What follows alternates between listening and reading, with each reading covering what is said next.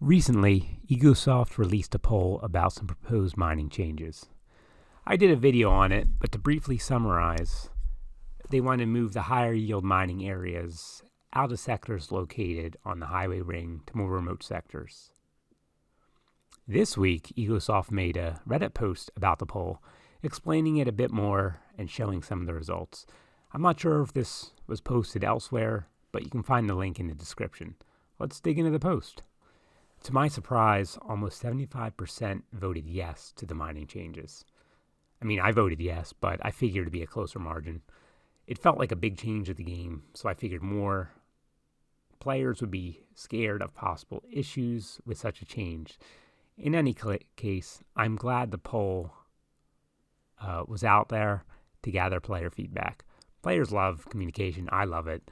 So I hope to see more of it, especially the reasoning and thoughts of the changes, because, it's a complicated game, and I think it's good for everyone to understand how it works. That's why I like to make videos. So getting that kind of insight from the developers is very cool. Bernd, the EGOSOFT CEO, then went on to give some more in-depth explanations. Even though only 25% of those surveyed didn't like it, Bernd laid out plans for a compromise instead of going fully with their plan. There was room in the surveys for players to list concerns, so maybe that helped build a compromise, if only this sort of thing was more common outside of games. So what will be happening? They are going to reduce the yield of raw materials in the core system significantly, but not completely.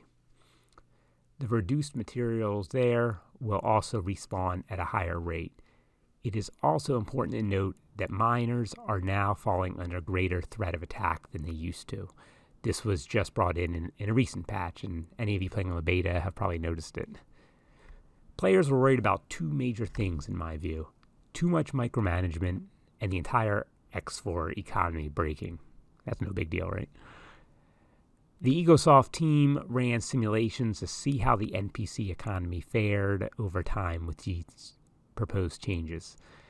The graph in the post shows the amount of resources over time in Argon Prime, which is the most affected sector by the change, it seems. It is important to check the x-axis here. The time period simulates appears to be 4,020 minutes or 67 hours of in-game time. The amount of raw materials decreases and then seems to become stable. Now, is 67 hours enough time to draw conclusions? How does my fleet of miners affect the situation? I'm not sure to both. They may have run the simulations a lot longer than the graph showed, so I don't feel knowledgeable enough to really argue with it one way or another. The main point is mining is still possible, but not as profitable. If you want more profits, you have to go out to the more risky areas to do your mining. That sounds right to me and how it should be. However, just randomly spawning KHK to harass miners isn't very interesting or engaging. One of the developers posted about this in a comment. They basically said there will be a trade-off between micromanagement, protecting your miners, or buying new miners. And that's great. I like trade-offs and decisions to be made and multiple ways to go about it.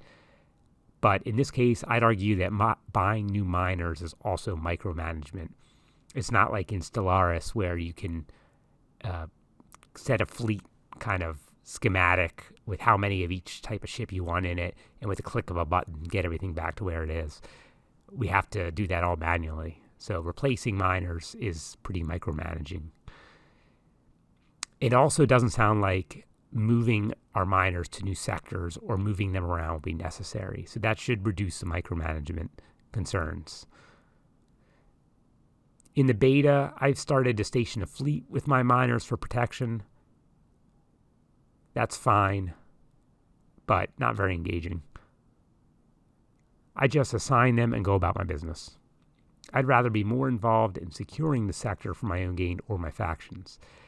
It's hard to fight random spawns. If these spawns actually are affected by things I'm doing or not doing, then it should be visible to a player in the UI.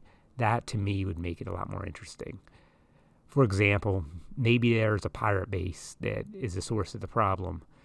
That is an objective that can be fun to take out, and make the sector safer. It is perfectly reasonable that if the sector is ignored, left alone by the player, that pirates may return again. I just like to see something more interesting than random spawns, and for it to be the information to be presented to the player in the UI in some way so they understand what's going on. Burned also wrote about resource probes to clear up some confusion. They do not want players to have to place hundreds of resource probes, but they do want using them to have some benefits. And they don't want resource probes to be very necessary in order to make profits. That all sounds fine to me.